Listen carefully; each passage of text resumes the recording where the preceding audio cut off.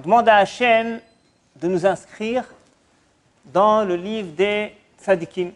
On va prier ça pendant 10 jours, des dizaines de fois. Est-ce que ce n'est pas une blague, une plaisanterie? Ça veut dire quoi? C'est quoi cette fille-là? Si on est tzadikim, ce n'est pas la peine de demander à Hachem de le faire. Automatiquement, on est tzadikim, dans le livre de tzadikim. Et si on ne l'est pas, eh bien c'est insolent, c'est une audace. Comment est-ce qu'on peut demander à Hachem une chose pareille? Plus que ça, comment est-ce que Hachamim ont instauré, il y a presque 2000 ans, une telle tfila pour tout Am Israël? Pendant des millénaires, aux quatre coins du monde, que des millions de Bnei Israël doivent prier absolument Kotvenu Besefer Tzadikim. Et cette fila a été dite pour tout le monde. Ça veut dire quoi? Top. On va ramener encore d'autres questions sur Rosh Hashanah. Rosh Hashanah, on le définit en général, eh bien c'est Yom Hadin, le jour du jugement. Hachem vient nous juger. A priori, si on vient juger quelqu'un sur tout ce qu'il a fait toute l'année, ce din-là aurait dû se réaliser le dernier jour de l'année. Non pas le premier jour de l'année prochaine, l'année suivante. Pourquoi en effet Rosh Hashanah? Eh bien, c'est déjà Tafshin Pe Aleph. On a déjà entamé la nouvelle année. Donc, Gen Gemara, Rosh Hashanah, Daf Tet Zayin. Amar Rabbi Shua ben Levi, En danim et ha'adam, ela lifi ma'asav be'ota sha'a. Nous dit Rabbi Shua ben Levi un grand chidouche. Lorsque Hachem vient nous juger à Rosh Hashanah, eh bien, il va nous juger uniquement sur le présent. Lifi ma'asav be'ota sha'a. Shenema, imzach v'yashar ata. C'est un verset dans Yov, chapitre 8. Imzach v'yashar ata. Si tu es droit, tu es nickel maintenant. Imzach v'yashar haïta lonemar. Ela imzach v'yashar ata. Le verset ne dit pas si tu étais droit, si tu étais juste toute l'année, dans le passé, mais imzach v'yashar ata. Donc, nous dit la Gemara, Ela lifi ma'asa v'ota sha'a. On va nous juger sur le présent. Donc, c'est parfait, n'est-ce pas? 48 heures, on est nickel, on a réglé l'affaire. Même si on a fait beaucoup de bêtises toute l'année, ce n'est pas grave. La Gemara nous dit 48 heures, ou plutôt on va dire 10 jours jusqu'à Kippour, on va bien se conduire, et tout est parfait, tout est nickel. Ça veut dire quoi? Quel est le sens de cette Gemara? Donc, pour répondre à cette question, on va ramener encore une Gemara, Rosh Hashanah, Daf, Yud. Dit la Gemara, Amar Rabbi Shua ben Levi, Kol ma'aseh bereshit, ledatam nivreu, lirtzonam nivreu, letzivionam nivreu. C'est-à-dire que, lorsqu'Hachem a créé le monde, eh bien, toutes les créatures ont été créées selon leur volonté, avant leur consentement.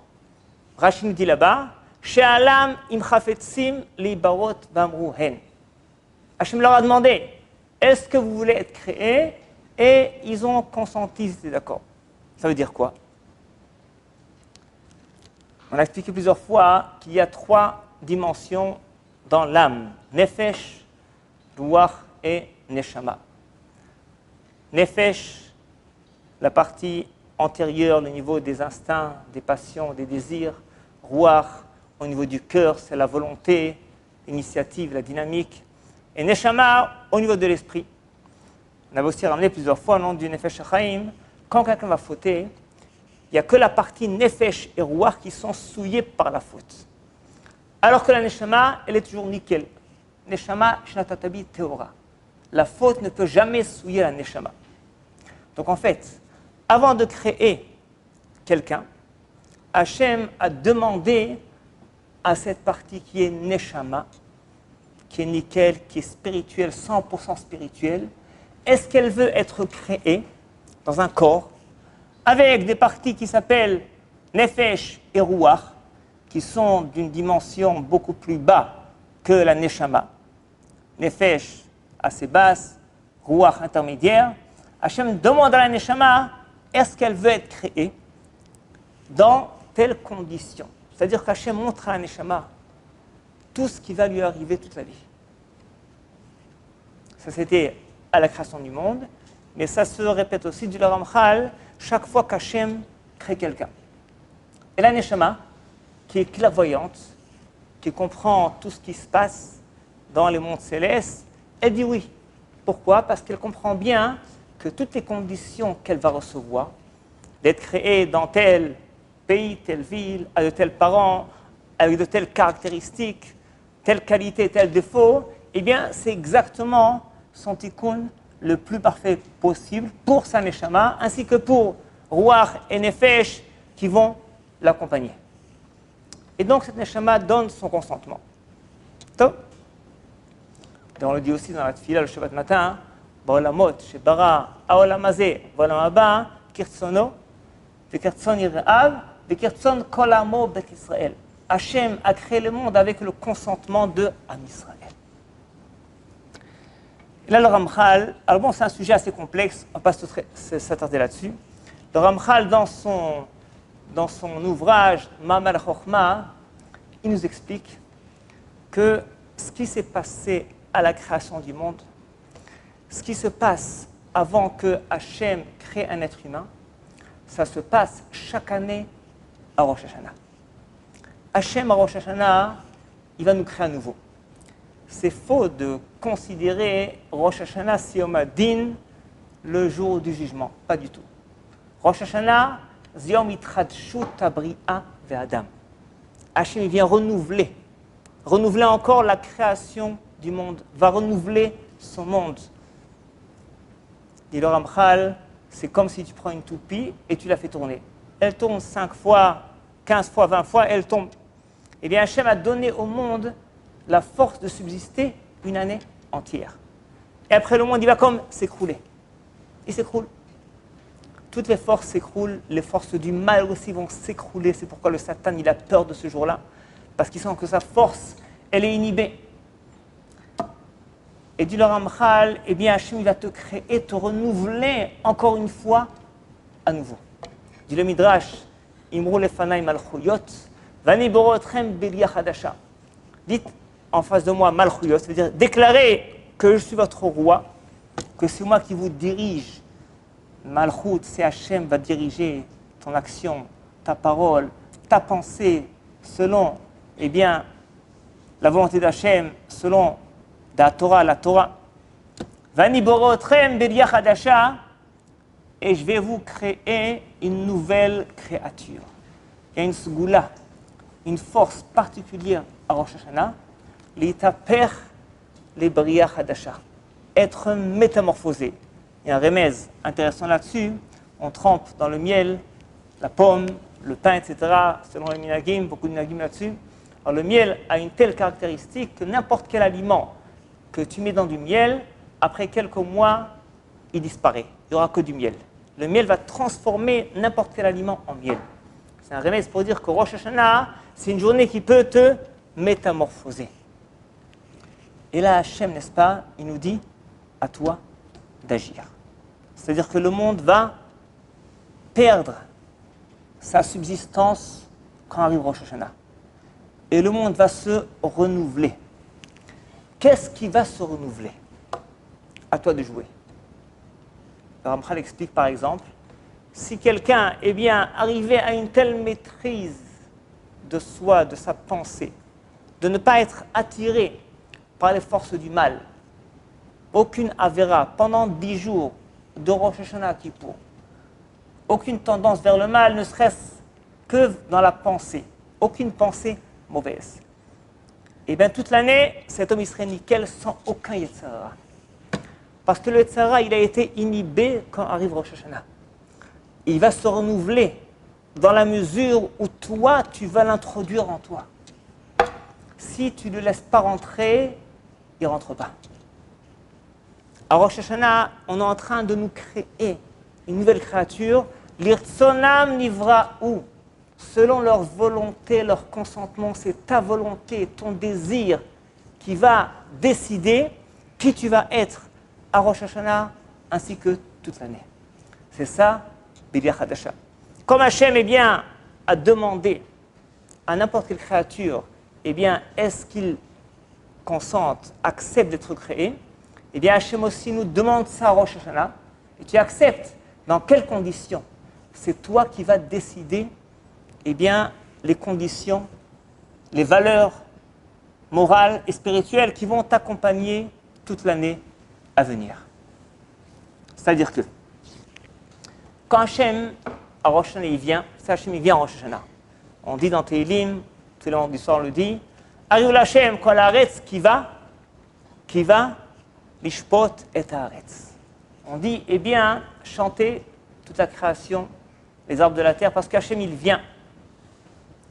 2 fois on le dit, qui va, dit le Midrash, qui va, Rosh Hashanah, qui va, Yom Kippourim. Hachem, il vient pénétrer en toi, Rosh Hashanah et Kippour. Rosh Hashanah dans ton esprit, à Kippour dans ton cœur. Et il va vérifier comment est-ce que tu le reçois. Echata mekabel malchuto. Comment tu acceptes malchut shamaim. Donc Hachem, il vient, n'est-ce pas pour nous juger, pour nous renouveler, pour nous créer à nouveau. On dit Amchadesh, Betuvo, Bechol Yom, Maaseh Bereshit. En fait, Hachem, il renouvelle la création tous les jours, c'est vrai, mais à une échelle minime. La grande échelle, c'est l'échelle de Rosh Hashanah et Kippour.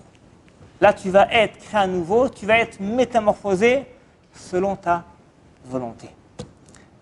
Évidemment, comme Hachem vient nous renouveler, vient nous donner, Hachem vient donner à Rosh Hashanah.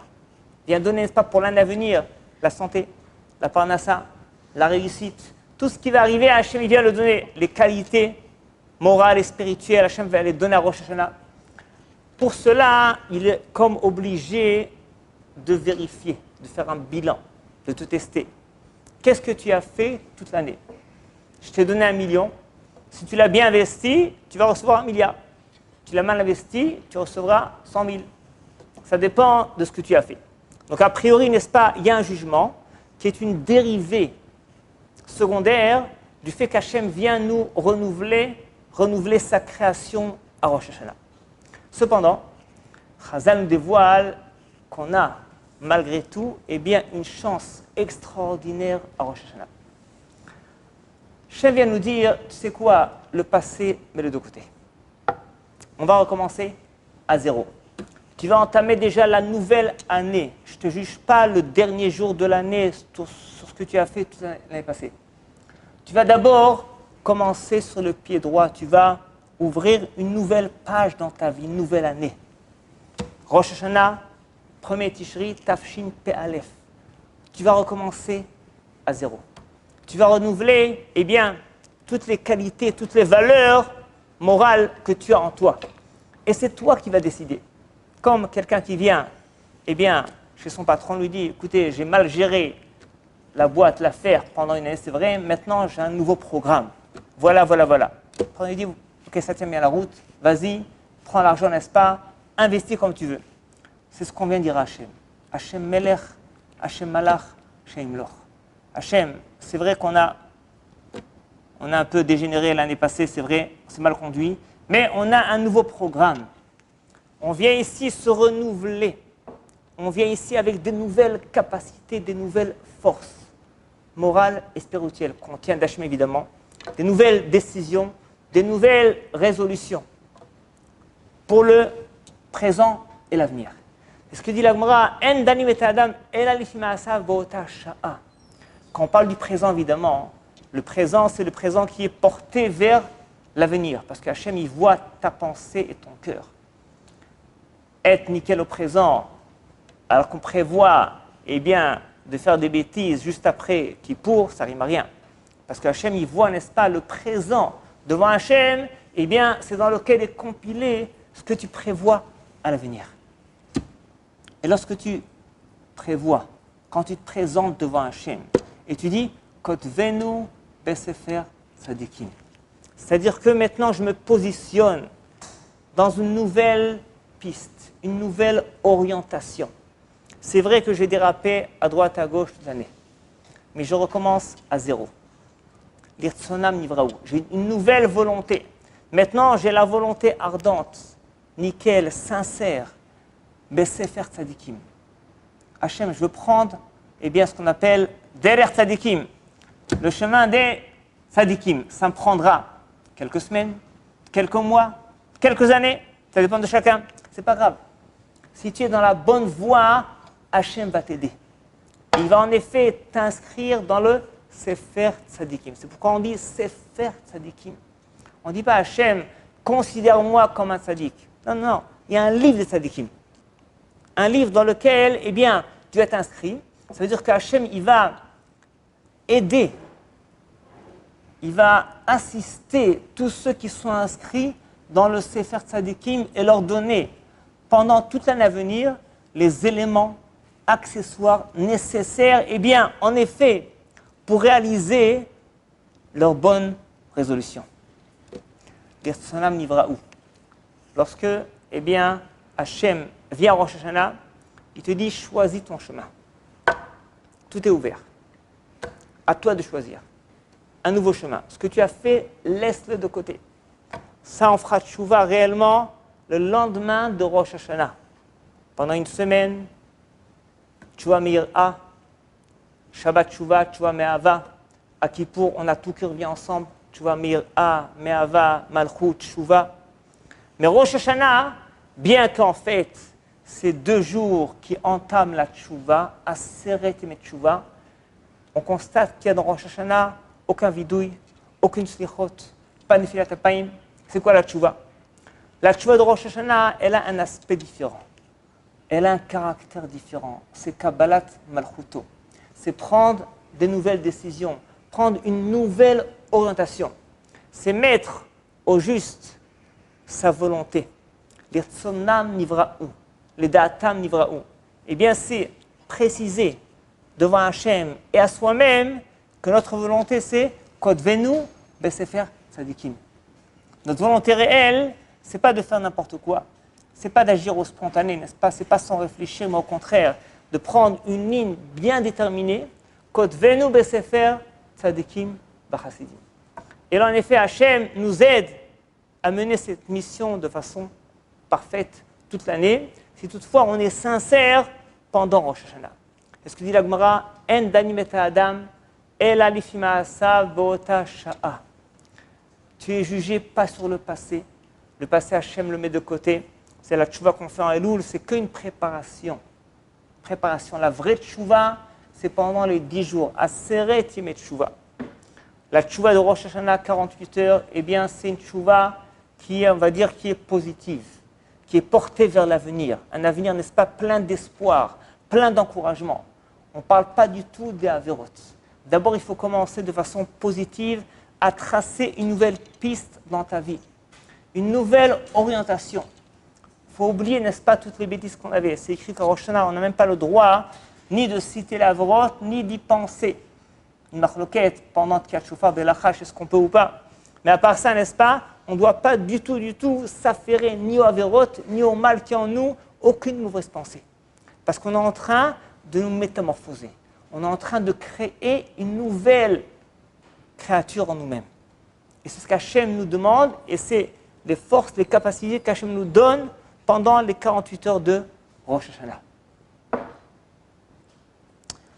Alors en fait, juste pour concrétiser, lorsqu'on dit Kodvenu Besefer Tzadikim, et lorsqu'on parle d'une métamorphose de l'être humain, ça paraît un peu abstrait. Si on veut, n'est-ce pas, parler au terre à terre, mis à part évidemment ce qu'on appelle les averot à éviter, Chas Shalom, mais en fait, c'est plus que ça. Vous vous rappelez, on a expliqué une fois qu'il y a une marloquette dans la Gemara entre Rabbi Shua et Rabbi Eliezer. Est-ce que le monde a été créé en Tishri ou en Nissan? Évidemment, dit l'Oran, on ne parle ici pas de la création du monde, mais de la création de Adam Arishon. Est-ce que Adam Arishon a été créé le premier Tishri ou le premier Nissan? Et Tosfot, Rosh Nakavzein, amène Rabbeinu Tam, qui nous dit qu'en fait, les deux avis sont vrais. Elu ve'elu divrei Elokim Chaim. Hachem a pensé créer le monde en Tishri et il l'a créé en Nissan. On sait qu'on doit suivre les chemins d'Hachem. Si Hachem a pensé créer l'être humain, la pensée d'Hachem, évidemment, c'est une création, le premier Tishrei, eh bien, ça veut dire que pour nous aussi, le tikkun de la pensée, c'est à Rosh Hashanah. Il y a aussi un tikkun du Maaseh, Shapru Maasechem, Ba'chodesh Hashvi, c'est vrai aussi. Mais en fait, dans l'essentiel, c'est tikkun ha-Maaseh. Pardon, tikkun ha-Marshava. Tikkun ha-Maaseh, c'est plutôt en Nissan. Tikkun ha-Marshava, c'est quoi? À part la mitzvah et la avera, il y a, n'est-ce pas, la conception de l'homme. Qu'est-ce qu'il pense? La valeur. Quelle valeur tu donnes à tel objet? Quelle valeur tu donnes à un cours de Torah? Et quelle valeur tu donnes à un match de foot? Si on dit, viens écouter un cours, non, j'ai un match. Ça veut dire quoi? C'est-à-dire qu'en fait, eh bien, les deux c'est important. Ouais, j'aime beaucoup la Torah, c'est vrai. Mais le match, il est un peu plus important que le cours de Torah pour moi. Sans le déclarer, eh bien, on a déclaré qu'on a tous une échelle de valeurs. On a, n'est-ce pas, des valeurs qui sont plus ou moins importantes. Et ce qui passe à l'avant, eh bien, on répond. Comme je dis bien souvent, quand tu es dans ta tefila, cours de Torah, le téléphone sonne, tu réponds, même sans savoir qui c'est. Ce n'est pas hyper urgent, tu ne sais pas du tout qui c'est. Tu as déclaré, eh bien, que le coup de fil éventuel est plus important que ta tefila, que ta Torah. Puisqu'en effet, ce coup de fil peut interrompre, eh bien, ton étude ou ta tefila. Et en effet, Rosh Hashanah, c'est une occasion de remettre en question son échelle de valeur. Un bilan à faire avant Rosh Hashanah, et pendant Rosh Hashanah, prendre des bonnes décisions par rapport à cela. On va expliquer un exemple très courant, aussi dans le domaine de la halakha. C'est que dans Ilchot Shabbat, et bien que si on a mis un chandelier sur un plateau, le plateau il devient muktzeh, bassis de varasso. Mais si on a mis sur ce plateau aussi un objet de plus grande valeur, eh bien, si l'objet en question est plus important que le chandelier, s'il était entré de Shabbat, le plateau n'est pas muktzeh, évidemment, quand les lumières sont éteintes. Donc, ce que font les dames en général, eh bien, elles mettent une bague, par exemple, pour un sidour, une bague, sur le plateau, à côté du chandelier, pour que le plateau ne soit pas muktzeh. On dit la halakha, eh bien, il faut évidemment que la bague soit de plus grande valeur que le chandelier. Maintenant, la valeur n'est pas en valeur de monnaie, mais la valeur que la personne lui est importante. Par exemple, ce chandelier, même s'il vaut 200 €, et la bague, elle fait 50 €, mais cette bague, pour cette dame, cette bague de mariage, par exemple, eh bien, pour elle, c'est plus important, et bien, automatiquement, le plateau n'est pas muktzeh. Parce que cette bague est plus importante, non pas en valeur financière, mais en valeur absolue réelle pour le propriétaire de cette bague. Donc, en fait, c'est un exemple qui a aussi une conséquence halachique pour nous dire qu'en fait, la valeur, c'est toi qui la donnes.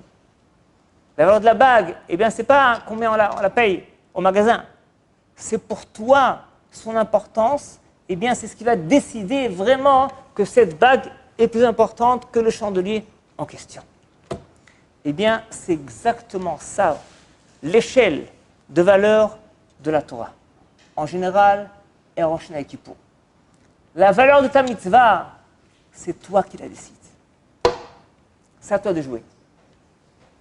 C'est à toi de jouer. L'importance que tu donnes à ta Torah, à ta tefila, eh bien, c'est l'importance, eh bien, qu'elle aura réellement dans ce monde-ci pour t'accompagner, dans le monde futur, pour t'accompagner, te protéger. D'un côté, une fois l'histoire, il y avait quelqu'un qui, pendant son étude de Torah, on ne pouvait pas l'interrompre. Impossible. Il y avait un temps d'étude, n'est-ce pas? Quelqu'un venait, il disait, il faisait un signe patin et dibour. Une fois quelqu'un est venu, un homme, n'est-ce pas, très âgé, une barbe blanche, impressionnante, Tov, il vient lui parler, plusieurs fois il essaye, rien à faire. Tov, et l'homme est parti, déçu.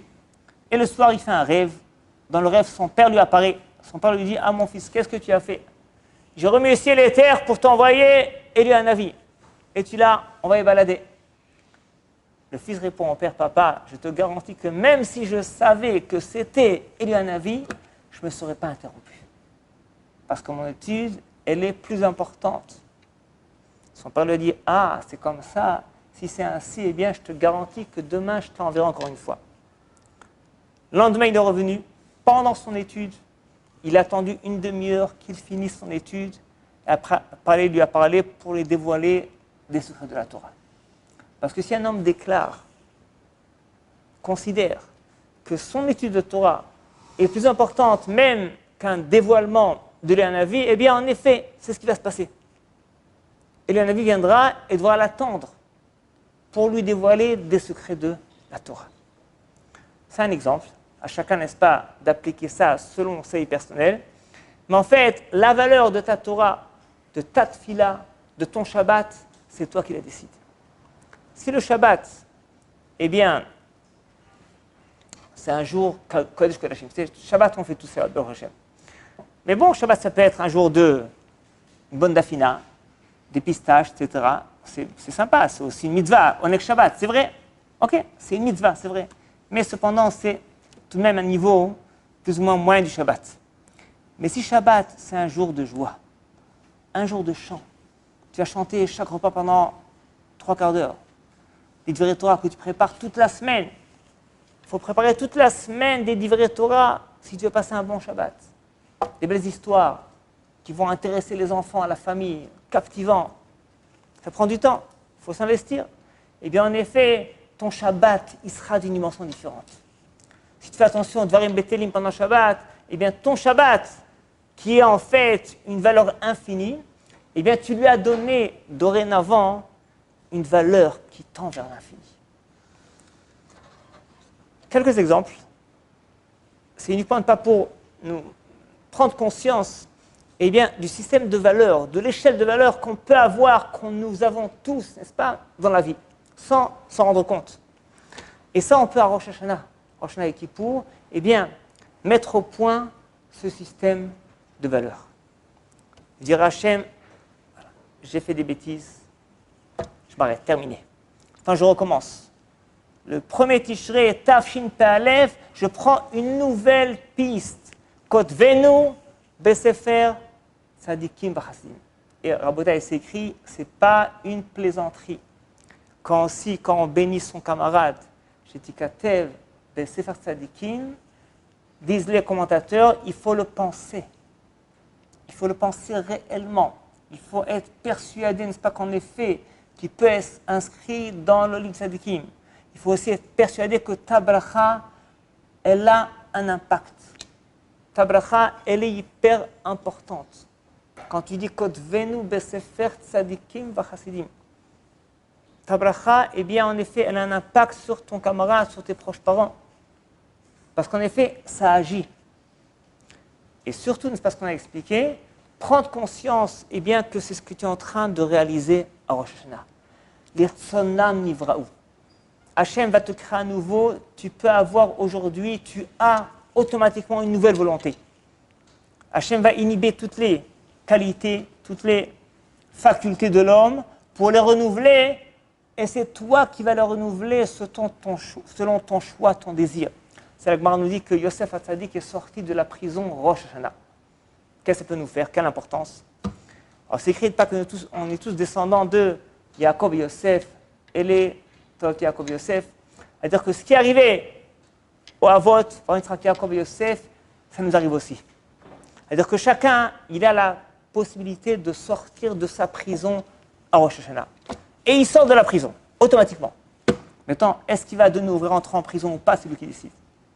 Si on continue après Rosh Hashanah à mettre les tefilines comme on l'a mis la veille, eh bien, c'est qu'on est rentré encore une fois dans la cave. Voilà.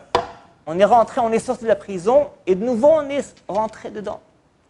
C'est pour ça que c'est très important, à partir de Rosh Hashanah, de recommencer toutes les mitzvot à zéro. C'est dire à Ben Yonah, quand on fait tchouva, le jour où on fait tchouva, et c'est l'occasion de dire, c'est surtout Rosh Hashanah, le premier jour de la tchouva, eh bien, il faut considérer que comme tu es né d'aujourd'hui, il nous rajoute ve'enlo lo zchut ve'lo chova. Comme si tu as aucun mérite, aucune mitzvah et aucune avéra. Tu es né aujourd'hui. Alors bon, on a expliqué, aucune avéra. Ok, il faut commencer de façon positive, nouvelle année, oublie le passé, de façon, n'est-ce pas, encourageante. Ok, Mais pourquoi le Rosh Hashanah considère que tu n'as aucune mitzvah? Pourquoi? Très simple. Parce que si tu continues, n'est-ce pas, avec tes mitzvot, tu vas sombrer encore une fois dans l'habitude, dans la routine.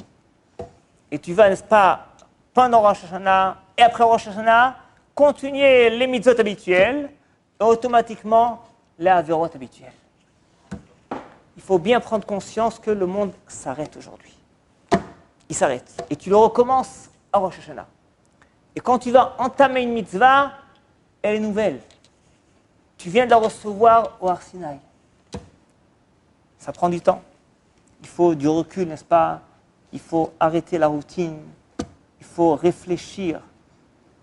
Quelques secondes avant une bracha, pas plus. 2-3 secondes avant une bracha. Quelques instants, quelques minutes avant une tfila. Avant les tfilines, ok, ça prend du temps. Avant le Shabbat, quelques heures, prépare-toi. C'est un nouveau Shabbat. Ce n'est pas comme les Shabbats que j'ai fait jusqu'à aujourd'hui. C'est un nouveau Shabbat qui n'a jamais existé encore parce que je suis une nouvelle créature. À Rosh Hashanah, eh bien, on peut être créé encore une fois à nouveau, comme on ne l'a jamais été jusqu'à aujourd'hui. C'est ça la force de Rosh Hashanah. Et par rapport à tout cela aussi, eh bien, réviser le système de valeurs. Si jusqu'à aujourd'hui, eh bien, ma Torah, ma Tfila, mon Shabbat avait une telle valeur, je peux dorénavant, eh bien, mettre la barre très hausse. Donner une dimension beaucoup plus grandiose à mon Shabbat, à ma Torah, à ma Tfila. Ça, c'est la force de Rosh Hashanah. Beria Chadasha, nouvelle créature. Quelques indices pour terminer. On dit aux camarades et à la famille, Tekatev et Tichatem. On nous dit la halakha, les poskim nous disent quand on parle à une dame, on doit lui dire Tekatevi et Techatemi. C'est plusieurs, pas plusieurs personnes, pluriel, Tekatevna, Techatemna. En grammaire hébraïque exacte. On ne dit pas Tekatevu, Tekatevna et Techatemna. Je pense que c'est la seule fois où il y a une telle adgasha, un tel accent, fais attention à ta parole. Fais une bracha, elle doit être exacte. Pourquoi? Parce que Rosh Hashanah a un impact si grandiose. Et bien que si la grammaire n'est pas exacte, la bracha sera moins importante. Si on dit, n'est-ce pas, à ses filles, eh bien, Tekatevu Techatemu, ce n'est pas exact dans la grammaire, ça a moins de force. Ça, c'est la force de Rosh Hashanah. On sait d'ailleurs, pour cette raison, eh bien, on prend des dates, Marim, Sheitamu, Karteshi, Kartou. On fait comme des jeux de mots. Des jeux de mots, n'est-ce pas, de bracha pour l'année à venir. Oui, en effet. Parce qu'à Rosh Hashanah, chaque mot, chaque parole a un impact sur l'année entière. Rosh Hashanah, comme son nom l'indique, c'est le début de l'année. Rosh, c'est la tête. Eh bien, c'est comme si on est en train de se façonner un nouvel esprit. Une nouvelle façon de réfléchir, de penser. Tikkun Amarshava. Un nouveau système de valeurs. Et c'est pourquoi la pensée est hyper importante à Rosh Hashanah. La parole est hyper importante à Rosh Hashanah. Disent les poskim, si on doit faire attention de ne pas manger un aliment acide, Chol Sheken encore plus que la conduite ne doit pas être acide et aigre. Il ne faut pas être aigre, il ne faut pas être énervé, triste à Rosh Hashanah. Au contraire, il faut rayonner. Il faut rayonner, n'est-ce pas, de joie. Il y a une crainte, c'est vrai, une certaine crainte parce que c'est Rosh Hashanah, mais aussi il faut rayonner parce que, eh bien, ça amène aussi le rayon divin. On raconte que le Rav de Brisk, eh bien, lisait pendant des heures et des heures Tehillim à Rosh Hashanah. Et lorsqu'on lui a posé la question pourquoi est-ce qu'il étudie de la Gemara, elle dit qu'en fait, la Gemara, il faut des fois s'interrompre pour chercher un livre dans la bibliothèque. C'est dommage à Rosh Hashanah de perdre ces instants si précieux. Quand je prends Tehillim, eh bien, je lis sans m'arrêter. Alors bon, c'est juste pour expliquer l'importance, mais chacun, n'est-ce pas, prendra les livres de Torah, de Tehillim, n'est-ce pas, dans lesquels il pourra le plus s'investir et prendre conscience de ce que c'est l'importance de Rosh Hashanah. שנזכה כולם לכתב בספר צדיקים וחסידים, שנה טובה ומבורכת, אמן כן יהי רצון.